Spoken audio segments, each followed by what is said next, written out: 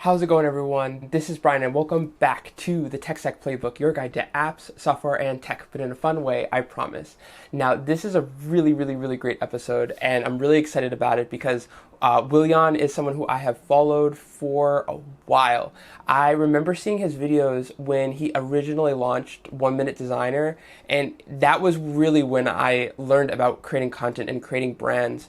And I was so interested in the content because I had never seen someone creating these like bite-sized pieces of content that walk you through product design or product development or the mindset of a designer.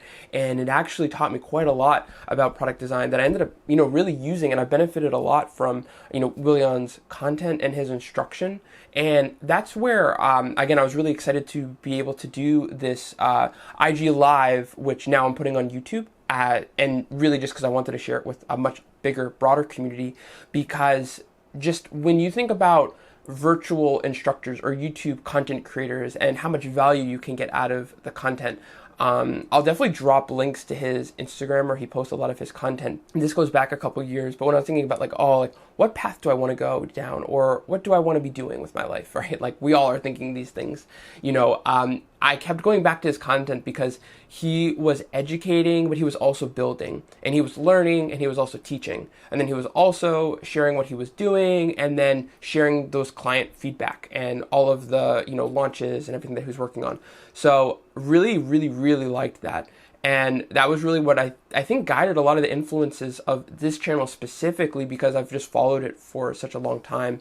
And really where I'm excited actually to talk about this, because I've been going very deep into the code, and Wilian is a low-code, no-code developer. So we had a really great conversation about the use cases of low-code, no-code, and where it applies, where it can't apply.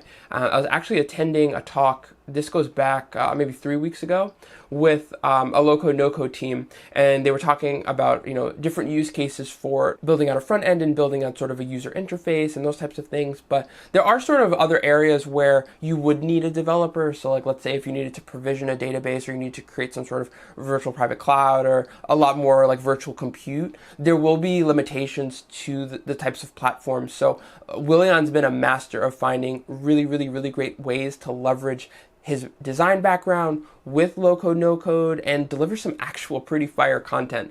And even just in terms of content, but also work. Like if you check out Zabal Media on his website, he has a lot of really great case studies and a lot of really great just samples of the types of work.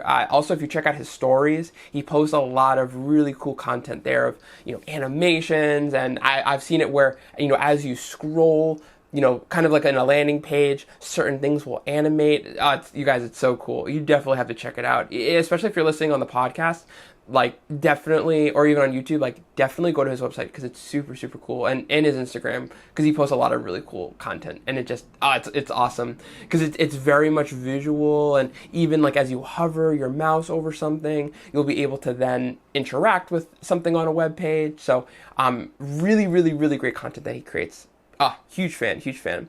But really, when we talk about just on our talk, or you kind of in like our discussion, he sort of walks through going from 1 Minute Designer to Zabal Media, and what that has been like as a process, becoming sort of this, really like a fueler of innovation and building, right? Like, what does that actually look like? So mapping the course from 1 Minute Designer to Zabal Media, then really is one of the first low-code, no-code platforms. I'm just reading off of sort of the agenda from Instagram when we were talking about it, and just some notes that I had taken. But as one of those first low-code, no-code strategy design companies, where does he see the market right now? Because low-code is getting a lot of buzz, but why is it getting a lot of buzz? So we talk about that as well. And then really just in terms of what's driving this market, right? What is actually causing this interest or surge in development specifically? And then we also talk about like, will low code, no code eventually replace coders or developers? I think that's sort of, there's people that are like into no code and they're like so bullish. They're like, this is going to take away code. But you also need code to do low code because it is software. So I think a lot of people forget that at a certain point where like, you'll need developers, because to have this low code, no code platform, you need developers to make that type of stuff. So it's sort of like there's different use cases for the different types of technology, and we actually dive into that quite a lot. And I think that there's a valid use case for both different types of systems. It just depends on what works for you. And I was actually a part of a CTO roundtable last week, and there was someone who was talking about just different types of like database systems, and they were like, should I use this one or should I use that one? And I brought in sort of the cloud example of AWS or Google Cloud Platform or Microsoft Azure. And sort of you'll find different use cases for different types of technologies. It kind of just depends on the use case and how you're actually architecting the system. So low code, no code might be really, really good for, sort of building out an MVP. But if you're building something that needs enterprise type great encryption or security or privacy, or you need to be running a lot of compute, that's where like you really might need a custom built solution to be able to handle the bandwidth, or to be able to handle all of the needs and the requirements of the users. Maybe you're getting a ton of users actively working on something, a lot, maybe within like several minutes or so. So being able to walk through those different types of use cases is something that I benefited a lot from Wilián's conversation with me. And so then after that, Wilián walks through what life is like really in a day in the life of a low-code, no-code developer designer. And also, I really liked this part where he talked about you need to, and I want to say this properly because I wrote it down. So with the right mindset, you can art detect and then architect your life. I really liked that quote, and I definitely recommend going through the conversation, because when you think about, detecting your life and then architecting it, right? Wilián's points are you have to sort of figure out where you want to move and where you want to go, and then you architect the plan or the roadmap around that. I think there's sort of, figure out as you go, or figure it out. Yes and no. I think it's good to have a plan before you jump into things, and Wilián's been really, really, really great and strategic of finding exactly where in the market like he can play, and where he is really good and excels is knowing that space to accelerate in. So I really like that, and I think for anyone that's trying to figure out like their niche or their focus, or even for me when I'm building the tech stack playbook, I took a lot of time kind of inadvertently from this conversation, because this goes back several months, of sort of art detecting what the design of the tech stack playbook would be like, really what I want to do with it, and I'm still trying to figure out exactly where I want to take this. But that's where the value of content can really come, because when you're able to do that, then you can architect the system and architect the roadmap and the plans in the future. So I really enjoyed that point, and I thought that that was very powerful too. And then one of the final points that we talk about is just the importance of building a personal, professional brand. And again, Wilián is someone who I believe has mastered that, of being able to know skills, be able to teach, but then also create content that keeps people coming back for more and engaging. And again, I've been following him for the past couple of years, so seeing sort of the growth of 1 Minute Designer and all the things that he's sharing, and with Zabal Media, is very cool to see that evolution over time. And that's where social media plays a really great role in showing that brand and showing up and being present. And this is something that I think is really valuable for any entrepreneur out there, of seeing how can they take their skills and leveraging it. So I'm really excited to be sharing this IG Live with you, and really just diving into a lot of this great content that Wilián and I and dive into the discussion that Wilián and I have together. So again, Wilián, thank you so much for being able to do this discussion with me. Had a really great time talking on IG Live, and excited to be bringing this over to YouTube and just the broader social media community. So with the Tech Stack Playbook. So everyone, definitely feel free to like, subscribe, and share, and go really through this video, because there's a lot of really powerful golden nuggets that are sprinkled throughout this conversation. And I think the conversation will also help guide a lot of entrepreneurs of where they want to go, where they want to move, especially business owners. Where do you want to move your business, and how do you build brand around your business? So again, Wilián, thank you. I can't thank you enough. You've been a huge inspiration to me. Really, really, really huge fan of your content, and looking forward to hearing what you all think. So I think we're on Instagram, and then also going to be recording for YouTube over here. But thank you, Wilián, so much for being able to jump on. Just for everyone that's watching, this is going to be one of several Tech Stack Playbook videos, interviews, meeting with other entrepreneurs, other people in the tech space.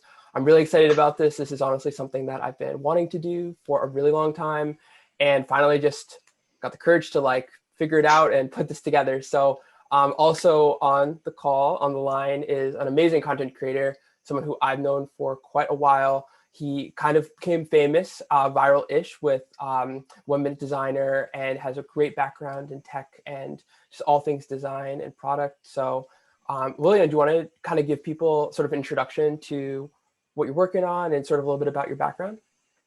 Yeah, absolutely. Well, thank you for having me. It's been an honor, getting into to collaborate with someone like yourself. I think you have all of the right pieces in place, and I'm really excited for you. I'm looking forward to see how everything pans out into the future. But yeah, you have the right mindset for sure. Awesome, Yeah, awesome. a little bit about Thanks. me. My name is Wilian. Initially a designer. That's kind of my trade, or the traditional route that I went. I went through the graphic design route. I have a BFA in graphic design. But as I went out of school, I started to think there has to be more of an impact that I can make. And one of the best ways to do it is, instead of transferring over a business card to another person, which is a one-to-one transaction, if you create software, then you can touch the lives of billions, right? And so that idea fascinated me up front. But honestly, the cost of entry, meaning if you don't know how to create software, it's a steep learning curve, especially as a designer. And so I tried to fill that void, tried to teach myself how to code. And this was all while working full time at startups here in Silicon Valley. It was a great learning experience. Spent a lot of money trying to teach myself how to code and going through a coding boot camp. But out of all of that and working with a lot of really smart people, I kind of found my own voice, found my own niche, and the things that really, I guess, trigger me to create the best work that I'm capable of creating. And so to me, it was the no code space. So while I do appreciate, I want to make sure I say this, there's definitely a place for coding, and there's definitely a place for no coding.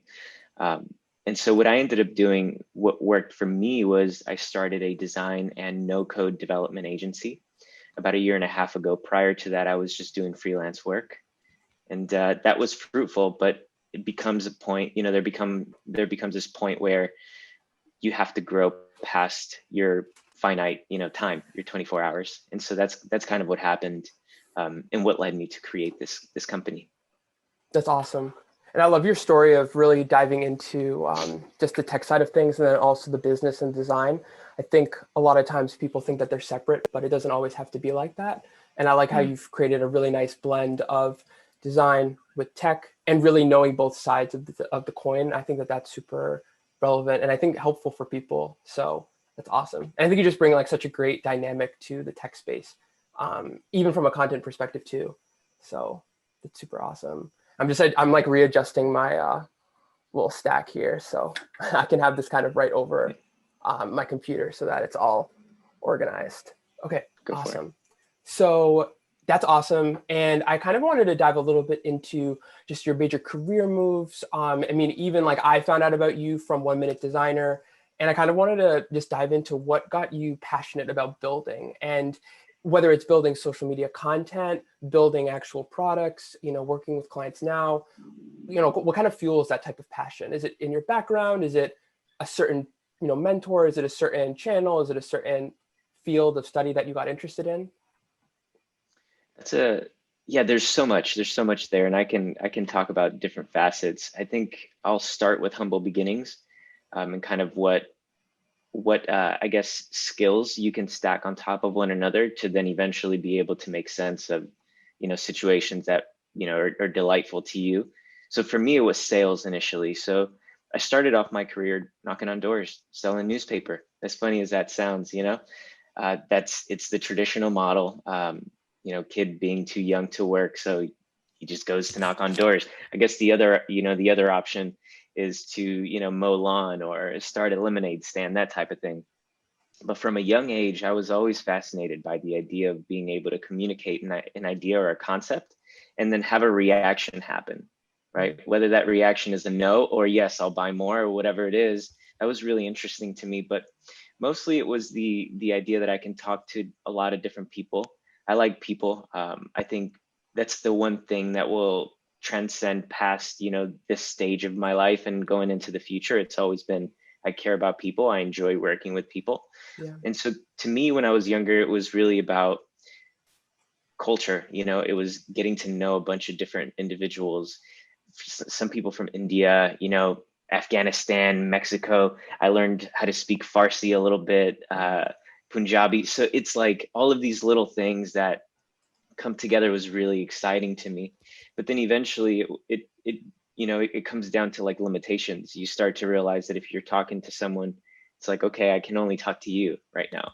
Yeah. But then how do you amplify that? Well, now we're using IG Live, which, people can join. So that's kind of what drew me to the next phase, which was, if I can tell someone something, then they'll hear me. But if I can show it to them, then they'll believe me. And so that's why I kind of blended between communication and design. So that was the unique blend, or at least the thought that I had, right? Or the closest thing that would get me to my goal, which is just become a more effective communicator, really. And so once I was able to, wrap things up and like understand technology, understand or design, and then understand communication while I was in university, I think what really drew me to the next chapter was just running on my own energy. I realized early on that, I thought I was going to graduate from college and get this amazing 6-figure salary. And that was farthest, it couldn't have been farthest from the truth. Sure.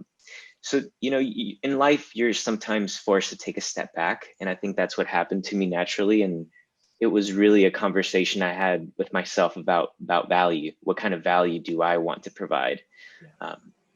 And it wasn't like an ego thing. It was mostly about, okay, what is it that really, because at the end of the day, having the idea that you want to be rich is not enough, because usually the people that become wealthy, or, quote unquote wealthy in the eyes of society, have solved a big problem. And so I understood that very, very early on. So it became less about what can I get and more, what can I give? Love that. So that's what drives me, really. It's, for me, no code or design, really what it provides other people who I work with is I'm giving this skill away, and that skill is solving digital problems, right? So now people don't have to go into your store. People can access your, place of business on an app, on a website, whatever it may be. That's amazing.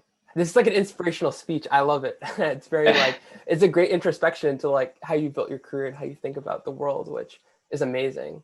And I think even just from how I've just thought about addressing problems and building solutions, right? It's, you get paid to solve the challenges that affect everyone. And depending on the severity of the problem or the challenge, that's what the market will bear. So it's super interesting to even dive into the types of skills that can, relate to those, issues and problems. And I think just your background with low code, no code, and the strategy design aspects, I think that that's super relevant, very hot right now. And I'd love to kind of just hear more about the types of work that you do and, really like what that means. Because I think a lot of people, they're like, oh, low code, no code, I read it in an article. But, kind of unpack that for us. What does that actually look like to you, and how are you working with that? Yeah, so before I answer that question, I want to say this. Right now, if you're listening, you pick up your phone and you open up your lock screen and go through all of your apps that you have. It's probably a handful that you use all the time. I went through that exercise and began asking myself, why aren't any of the apps on my screen mine? Why? Like, really ask yourself. Yeah. Really, like, you're giving all the power to the outside world to solve all these problems for you. Why didn't you create the DoorDash? And the thing is that a lot of us have these ideas because we're all tapped into the same consciousness. Everyone is conscious.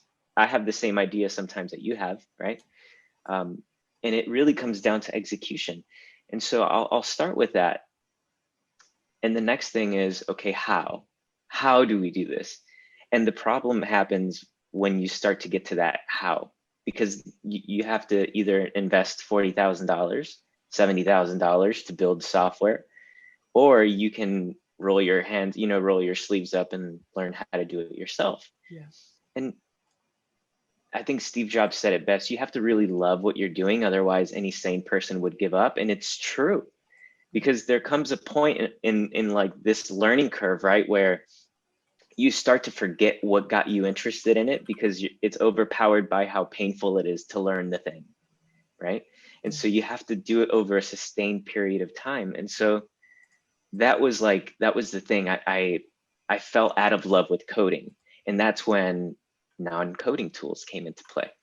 And so today I'm a partner of Webflow. So most of my work is actually done through Webflow as a main no coding software solution. Yeah. But I'm also a partner with Adalo. Adalo is a mobile application no code platform. And so between those two, if you think about it, that's really all you need. Unless you want to build a web application, that's super robust for like an enterprise client, right? Then we start to get into a little bit more technical territory. But really, if you want to get, what the cool kids in the street in Silicon Valley call an MVP, minimum viable product, you don't need that much. So in 2013, 14, when I built a company with two of my really good friends, we needed an engineer, we needed a business person, and we needed a designer, right? Now, if you're a savvy designer or someone who cares about technology, you can do it yourself. Yeah. And so that's kind of what no code is.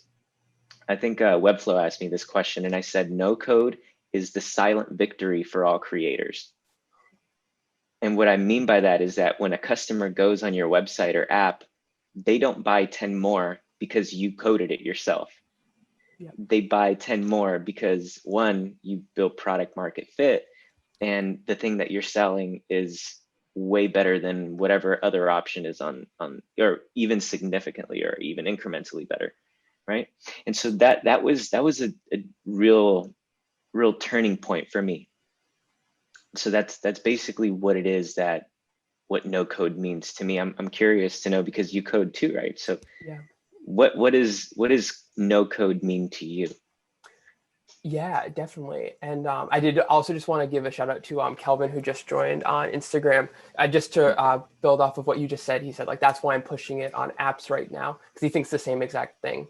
And I just love that whole sentiment, because I think with low code, it's super interesting, because take a step back. So 2 years ago, that was when I was first doing HTML and CSS stuff, kind of in like university accelerator. Like you think you learn like a little bit of code and you're like, oh, I got this. And then you really like go to a hackathon, and then you find out that there's this whole other world of programming that you don't know.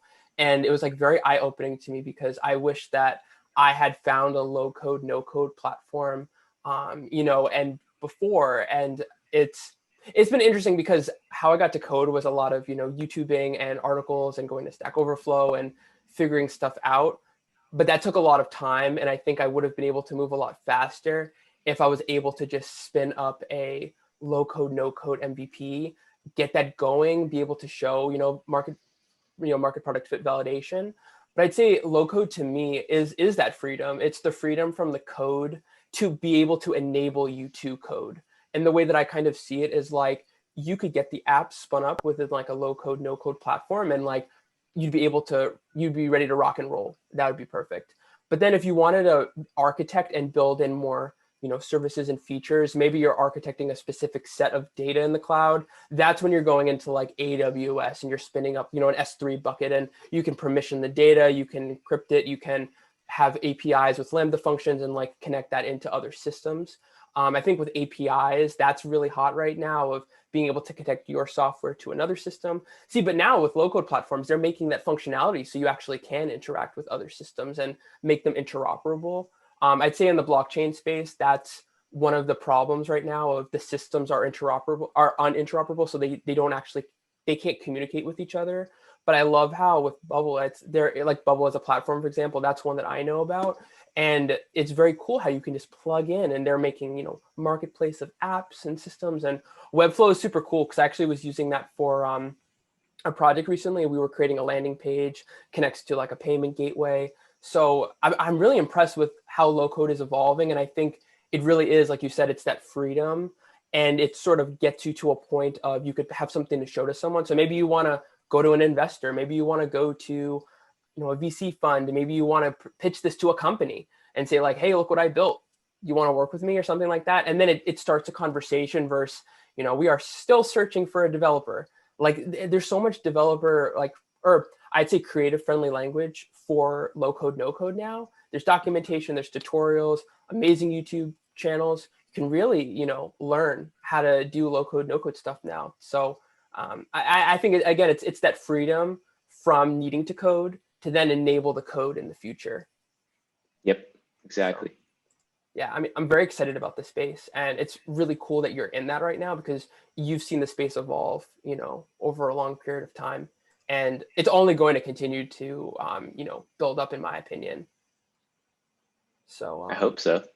yeah, and I kind of even just want to dive into just that a little bit more. I mean, do you think that in terms of just why the market is so hot right now, do you think that it's because of its ease of use, or do you think it's also just a sense of people are interested in tech and they want to build and anything and anything to make it happen? I'm kind of curious what you think is driving just sort of that market towards that adoption.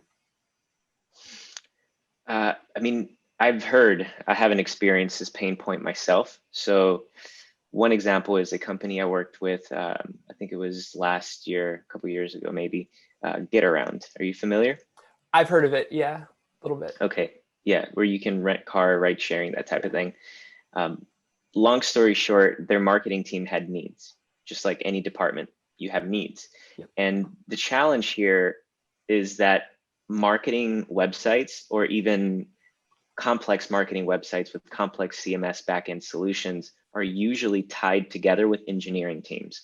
So what that does is it creates a dependency between marketing and engineering, when in reality, engineering is product and marketing is front facing to the, front end facing with the client. And so it took, I think, if Camille, the brand designer that I worked with, is listening to this, I hope I'm not butchering it, but it took 7 years to change a headline on the homepage. Okay, because engineering was busy. They were busy building a product because that's what the revenue. It's, you're incentivized to focus on the product as an engineering team. And so now let's look at the reverse side of that. If you use a tool like Webflow, you can literally change a headline and publish it within 10 seconds. Yep. And I'm not talking about publishing it and then getting it approved by an app store. I'm talking about live within the hands of, yeah, exactly. And so I think that is probably, from my perspective, I think that is probably the biggest value proposition, is that you get to go to market faster, where your competition is taking 7 months to change something, even like a word that might rub off 10% of your customer base in the wrong way because they don't understand. That can be equivalent to millions of dollars, right? Exactly. Yeah. So, I mean, that's probably an aggressive number, but you know what I mean. Exactly. Yeah, it's like instant. I remember because we were talking about this. I mean, it took me like around 2 months to learn how to like hook in an app on an EC2 instance and then like deploy that in the cloud and have it update.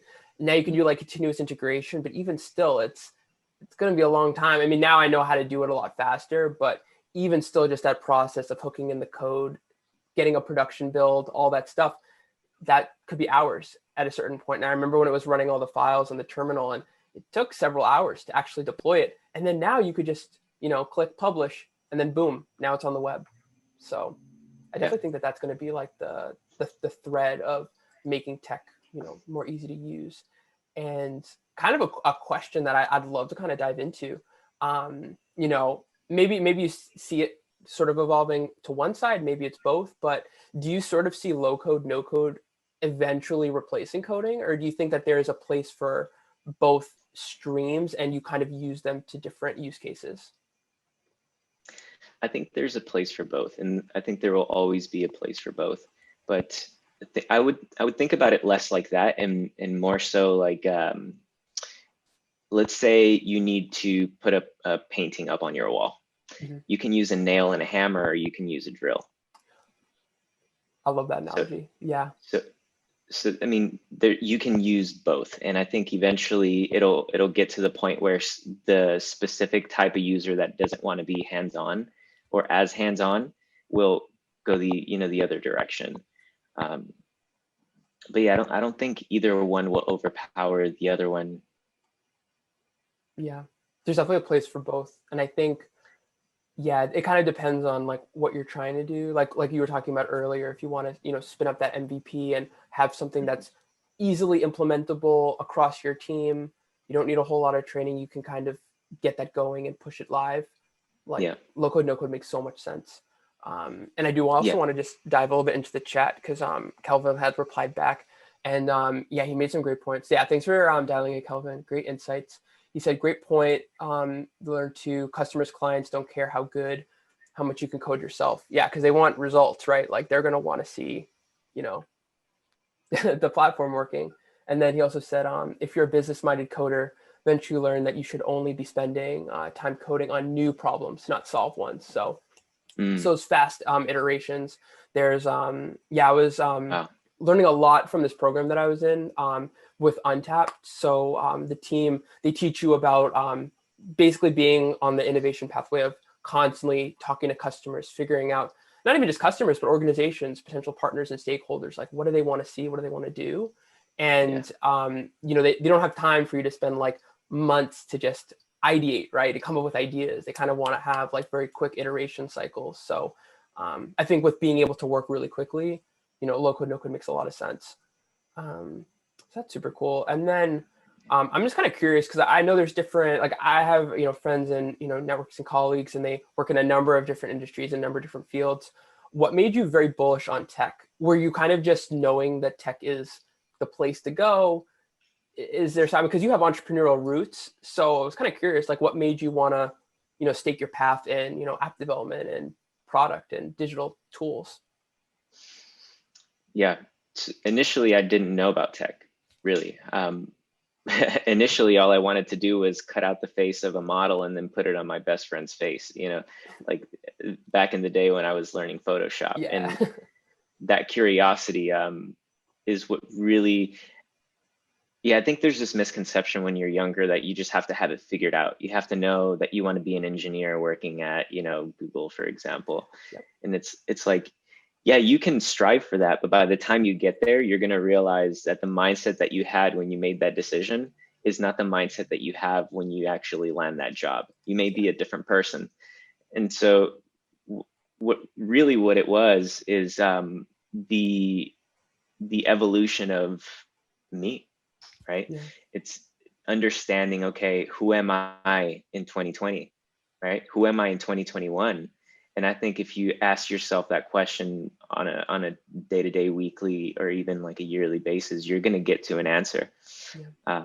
And usually that answer comes in forms of like how happy you are, or if you have an anxiety attack out of nowhere, it's like, well, there's there's something wrong. You need to fix something. Either you're not happy or you're working too much. Yeah. And so for me, what it was, I think it was seeing that the direct effect that I can have on the industry, that it's tangible, Mm-hmm. that it's there, and all you have to do is just learn a set of skills, and then really that's it. There's no gatekeepers, right? So if you think about like publishing a book, you used to have publishers. Now you can create a website, create a PDF, do some marketing, and then boom, your PDF book is live. Yeah. The same thing with products. You have the supplier. Now you don't need a supplier to go to market with a product. And so there's a lot of things that kind of became clear to me. And the biggest one was that there are no gatekeepers. And you see this in every single industry. You see this in SoundCloud with musicians. You don't need a label anymore. There's guys making $100,000 a month, like Russ, one of my favorite musicians. I follow his model because he has that entrepreneurial side, but he's also an artist. So he thinks like an artist, or he thinks like a business person, creates like an artist, and then executes like an engineer. Huh. I love that. That's awesome. Which is really interesting. And I think if you kind of learn that same model, but with whatever it is that you're doing, for me, it was design, you can probably find something that's interesting to you. Yeah, I love that. And you sort of think of yourself as like a polygon, right? You have all these different sides, and then that builds your value. So you're not just, doing one thing, but you have multiple sides to your skill, tech stack, right? And then you kind of are like a Swiss Army knife. You can do way more things than, just staying in one specifically. I mean, sometimes you will have to like specialize on something. So it's like you're focusing on low code and you're not doing, AI and blockchain and Internet of Things and spreading yourself too thin. but having those different perspectives and that those different skill sets can be really helpful, I think. I always go back to Robert Greene's book Mastery, where he talks about he talks about Darwin and Da Vinci. So Charles Darwin studied coral for like 14 years, something crazy like that. I would go insane. Same. I would literally lose my mind. Yeah. But then you have Da Vinci, and I have a Da Vinci poster here. You can see like metal, you can see like, architecture, you see biology. He's not mastered everything, but he's reached a certain level where you can't argue his level of proficiency. Exactly. And so I think it also comes down to understanding that fundamental truth about yourself. Like, are you the type of person that wants to be a one ride, pony type of deal? If you're that, let's go, because there's breadth and then depth. Exactly. For me, I wanted breadth. I didn't just want to focus on one thing. I'd be bored. Yeah, it's like if you just do the same thing over and over again every day, it can get really tiring. And even when you talked earlier about finding that impact, tangible impact on the world, it's kind of like if you're just doing one specific subset of a very big process, it can get tiring at the end of the day.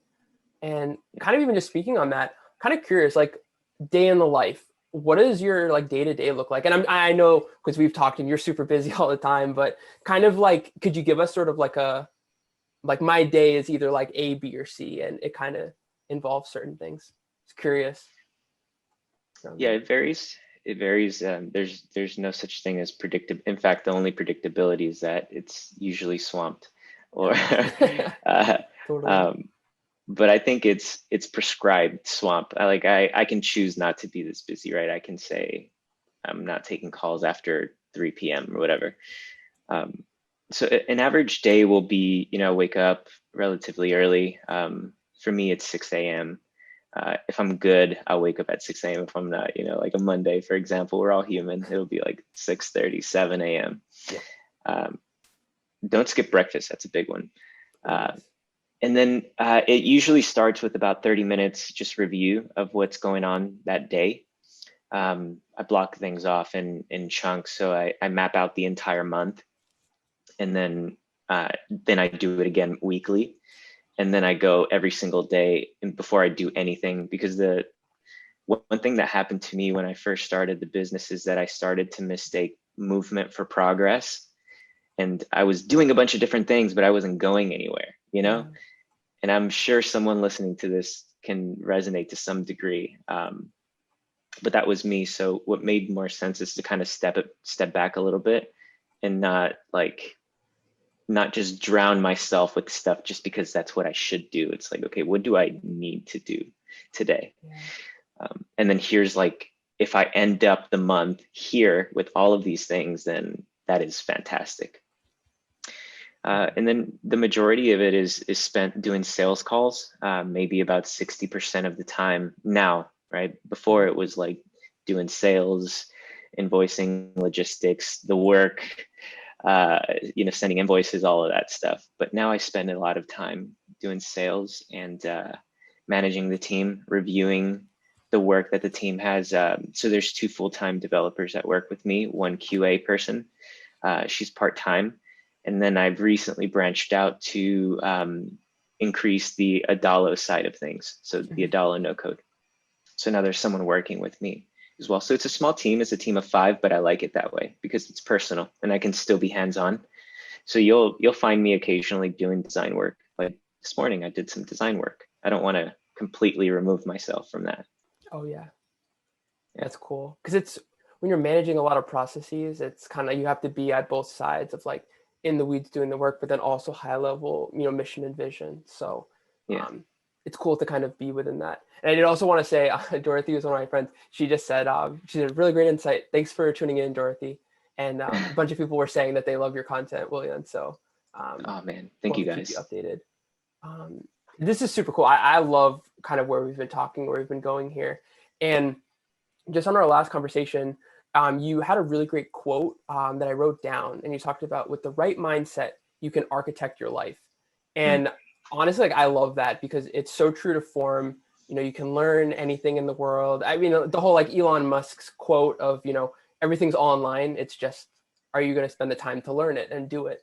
And I kind of wanted to just hear your thoughts on, just that quote and just your mentality of how you go about things. I mean, you're doing a lot of stuff that might seem very like ambitious or, kind of a little bit scary to people that are like, whoa, like code, like even if it's low code, what does that even mean? So kind of like, how do you use that mindset to sort of tune your life and, make things happen? There's a lot there to unpack too, but I'll try to keep it simple. There are certain best practices that you can extract from whatever it is that you do. Like even if your full-time job right now is to clean toilets or making sandwiches for a living, there are certain things that you can take from that.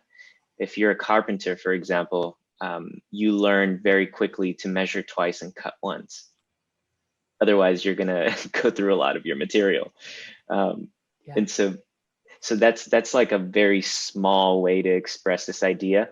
But the big way to explain this idea that I have is what I was able to extract from my profession is as a designer, you have to start with questions. You don't start in the solution space, especially as a user experience designer, because as a designer, you don't create without understanding, because if you create without understanding, then that makes you an artist. Mm-hmm.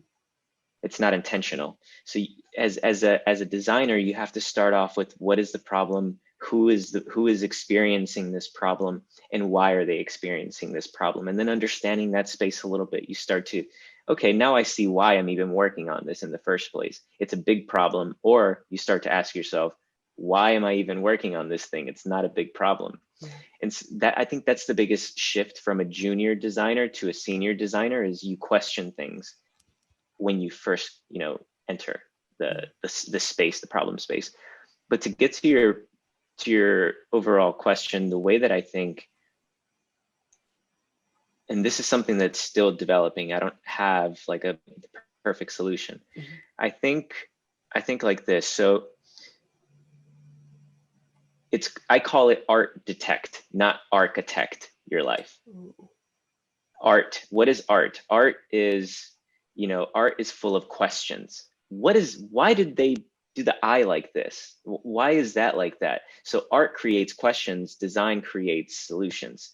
And so when I say art detect, I come from a humble place, because if you come from an art detect perspective, you're not figuring out what the solution is, because you don't know what it is. Sure. You have to start to ask yourself questions.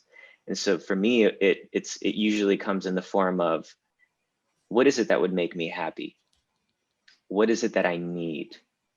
These are like the most basic ones, but then it goes up higher to like, what does success look like for me within the next year? And then that's when I put like a $300,000 salary, or like I need to build a team of 5. I need to build a team of 10. If you start to ask yourself that question, and I think that's the biggest problem, right? People are like, oh, I want to be like a millionaire. It's like, well, we have to start with the questions first. Like how is the Wilian that is the millionaire going to behave? Yeah. And so then once you architect it and you create the questions, then you answer those questions for yourself. So he's going to stand up straight. He's not going to look down when someone talks to him or her, or whoever's listening. And so that's kind of the way I think. Initially, it's the art detecting, and then I architect after I've art detected. That's awesome. I love that whole mindset shift, because it's super cool to dive into creative processes. I mean, everyone who's a creative, has different ideas of, how to see and how to build, but yours is like very pragmatic, because you have to build the foundation first before you can level up and move up. Yeah. Everyone wants to see, the finished product. Everyone wants the pie, Yep. Totally. And I think just building off of that really quick, I was on a call last night with just some friends, and it was just interesting because we were talking about like the instant gratification of just like needing, like we live in the Amazon, 1-day ship, like 2-day shipping. No, I want it 1-day shipping. We want sort of the instant gratification. But if you do want to become a millionaire, or you do want to level up in your life, it's sort of like you don't just tomorrow now have it. You have to really build a plan to attack that. And going back to like how you plan out your day and how you plan out your month, I love how like pragmatic you are of building the building blocks to get you one step closer to the goals that you want to reach. So pretty Appreciate cool. it. Yeah. That And was a very long-winded answer. I apologize, but it needed to be said. no, it was great. It was great. No, it wasn't long at all. I think you're just kind of spewing, dropping knowledge bombs. So I love this. It's super helpful. And this is funny because the next question is just on personal branding. And Dorothy, who just joined, she's like big into brand strategy and brand mindset and just alignment on basically taking copy in your head and then externally putting that out into the world. Because we've had a bunch of conversations about that. And I was kind of curious, just as we know, building a brand is so important. You've built a really great brand with content. And I'm kind of curious, just what's that process been like building that over the years? I think a lot of people, everyone's now like, got to build a brand, you know, it's like the Gary Vee type. They always are talking about building a brand. And then it's kind of that like existential question of, well, what does it actually mean? Like, yes, build brand. I know it's important, but how and where and when and what? So I'm kind of curious, like how did you go about building your brand and what would you consider your brand to be? Yeah. So 2 words: positioning and what's the other one? What's the other P? It's failing me. It's fading me. Perception and positioning. Yeah. Yeah. So perception is a big one. Perception. How do you appear to others? Like, what kind of, when someone says Brian, when someone says Emily, Wilian, whoever you are, what comes to mind? Yeah. And I started thinking, okay, what do I want to come to mind? And so I started to only post that. And eventually it was like, okay, maybe I can, make this a bit more focused. And then I thought, okay, I don't have the time to make a long 45-minute video each time. So maybe I just allow Instagram to limit, what I can do, which is, this was before the long form video content on Instagram was the thing. You can only post a 1-minute video. So I was like, what if I just did a 1-minute video about something design related? Like, give me constraints all day. It just makes my life easier. Yeah. Totally. So that was simple for me. It was like, okay, that's the perception I want to communicate. But then I don't know much about branding, truth be told. I'm not a brand expert, but I do know enough to understand perception and positioning. So once I understood how to create the perception, then it was the positioning. So there's a reason why you pay $6 at an airport for the same bottle of water that you can buy for $1 at a gas station down the street. And it's the positioning. So I position myself as an expert in a field that not a lot of people know about, which is no code. Yeah. Even UX design, not a lot of people really know what that is. People think that designers just make things look beautiful, which is it's just not true. Or at least it's not true for businesses that are doing design correctly. You could be doing design incorrectly. But yeah, those two things. And so really what it is, it's a mix between how do you want to be perceived and how can you make yourself stand out and become more attractive, more desirable. Yeah. And so sometimes that desirability isn't there because you don't have a certain skill set. So for me, I didn't have the skill set of no code. So I had to learn. I just, I think Charlie Munger calls it assiduity. You just sit your ass down and you do it. Just go. And then eventually what ends up happening is, through time, you just inevitably get better and then good turns into great. And then hopefully you can kind of bridge those two things together at an ideal time. Absolutely. That's awesome. And I love the idea and the importance of perception. I think when you're building a brand, you have to be really self-aware of what you're good at, where you can go. And even as you're learning, kind of like what excites you, because as you're building, doing design, you realize like, oh, boom, there's this cool opportunity, hot industry, and I could build niche skills and then actually have like way more impact. So even in like industry verticals, you can niche down and be really specific. And I kind of wanted to build on the perception part because the last time that we spoke, you brought up like a very interesting kind of hypothetical where like if a Mark Zuckerberg or early stage entrepreneur like a Jeff Bezos, right? If they had their own social media channel. And mind you, obviously, like, social media is not today what it was back when they were founding everything. But what would that have been like? I mean, even especially from using social media. I mean, I know you kind of use social media for different things, but what do you see as the value of those digital communications and social media platforms? Is because sometimes it can be a time suck, and I know from talking to other people, there's kind of two schools of thought of like, you got to post every day. And it's been interesting because I actually have been posting every day for the past 2 weeks. And it's been interesting because I'm not spending like hours a day on posts. I've done that. I've been there, done that. And it's like, now it's like very quick and easy. And I've learned how to kind of automate some certain things. But Cool. there's other people that they're like, oh, I got to make an IG carousel every single day for 365 days. And that's like so stressful because then you have to do the research, the copywriting and everything. And I kind of was curious, just what is your thought on the importance of social media? Because sometimes like entrepreneurs, you have to be like really laser focused. And then maybe social media is a distraction. Maybe it's not, maybe it helps amplify your brand. Like, that's how I found you, through social media. But kind of curious, like, what is the importance of a platform like an Instagram or a Facebook for entrepreneurs? Yeah. The biggest thing to point out here is that, what do you want? Do you want to be wealthy, or do you want to be popular? And that was a question I asked myself. Do I want to be popular and build this brand? And inevitably you build a network, and then your core fans. I think Christo says all you need in his recent video today. I think it was like, all you need is 1,000 fans, core fans. And if each one pays you, $100, well, there you go. Now you're living a 6-figure lifestyle. Yeah. But to get to that 1,000 fans, you have to do a lot of upfront work. So I ended up trying it. I did it. I think it was like 60 weeks.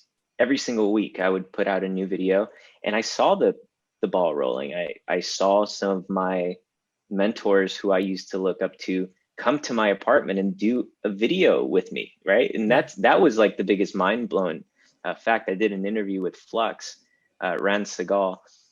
He's really well known in the no code space. And so there's that part, which is really cool. But when it was all said and done, I made a friend. Yep. And that was really what the value was. It wasn't becoming more popular. And if you think that becoming more popular is the sauce, then you're wrong. Yeah. So it's really, so once I realized that it was about building these connections, like you told, I didn't know about you, but you told me that you've been seeing my videos since I first started. Like, that's so cool. Yeah. I didn't know that. I'm just in my office making videos, and so that's the other thing, which is you are making an impact in someone's life. You are, whether you want to believe it or not. If you get one like, someone saw it, Yep. and so there's that side. But to get to your original point, is what would happen if Mark Zuckerberg had Instagram, or better yet, what if they had documented their entire experience while he was at school building Facebook, or the Facebook back then? And to me, that's what's fascinating. It's what would it look like if I was to package up the next 5 years building this no code agency? Like, that would be an interesting story. Yeah. I think even if it failed, it would still be an interesting story. Oh, totally. I definitely would be subscribing to that. If you make that, that'd be awesome. I think Gary Vee talks about this all the time of like, you got to be in front of people making content, and you got to be, sharing and learning, even sharing the journey. I think that can be, interesting for people, because especially for coding, right? Like, I literally started with HTML and CSS, which is like, the basics. But then once you start learning like Vue or React Native for like iOS or Android app development, you can sort of see your journey going in more and more places. So I sort of think that there's so many areas to explore, but if you could share content and impact people's lives, that's super special, and it's very cool. And that's literally how I found you, was from 1 Minute Designer. And I think it was very inspiring to me seeing that, because I was like, oh, whoa, like, this person is doing these things. You don't know what you don't know. I literally have said that probably like 200 times this year. It's like my motto at this point. But it's like, you don't know what's out there unless someone walks you through that, or shows you kind of like the path. And I think it's cool because you can make, literally in 1 minute, you can show things that you're doing that's cool and insightful, and you don't know how that could like connect you with other people who are inspired by that. Maybe people really now, like, I'm actually going to be curious to like poll some of my audience later on, but how people are like experiencing low code, no code. And maybe in my video, I'll probably drop some links below, just to some platforms and links that people could get started. I'm kind of curious, like, that's how people can get started. It's just so easy. It's just a website, and then boom, you're off to the races. Yeah, for sure. It's awesome. And just to close out, I just want to thank you again, Wilian, for taking the time to talk. This was an amazing conversation, and super excited for more to come. And even just closing out, how can people get in touch with you? Do you have a website? Do you have, obviously you're on Instagram because we have Instagram Live going on, but maybe for the video, do you want to just tell people what your handle is and any ways that they can get in touch with you? Yeah, for sure. You can find all of my work on wilian.webflow.io, Wilian, Wilian, N as in Nancy, not M as in Mike. So it's like William, but with an N. It's so weird. So that's my personal website. And then, all of my social media is the same. It's just my first name and last name. Awesome. Well, again, super insightful. I'm going to love unpacking all the conversations that we just had into some content, make content of the content. So I'm excited to go through that process. But again, thank you so much for taking the time to talk. And I'm just going to close out of Instagram, and I'm going to still stay on the line here. But thanks everyone for dialing in. We had some great comments, and I'm really just going through them all right now. And a lot of people were like, great insight. Someone, said like, love your content. Someone said, I love you, Will. So a lot of fans there. But thanks everyone for dialing in and tuning in, and looking forward to continuing the Tech Stack Playbook. But awesome. Well, see y'all on Instagram. Bye.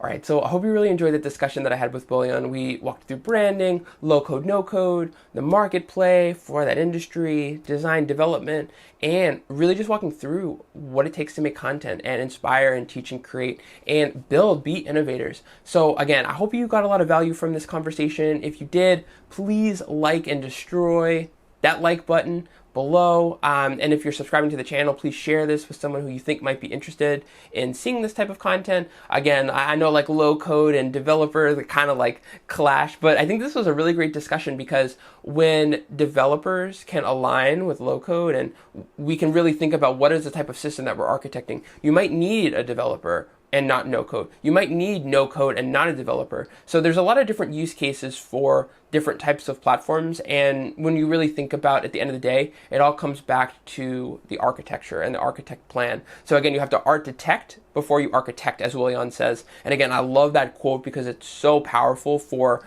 really how you can think about architecting your life, but you need to detect where you want to go before you actually go out and do it. So again, Wilian, thank you so much for this valuable conversation. And for anyone that's following this channel, thank you so much for taking the time to listen to this. And I hope that you leave your feedback in comments below. Let me know what you think, and looking forward to seeing you all next time. All right. Thanks everyone. Bye.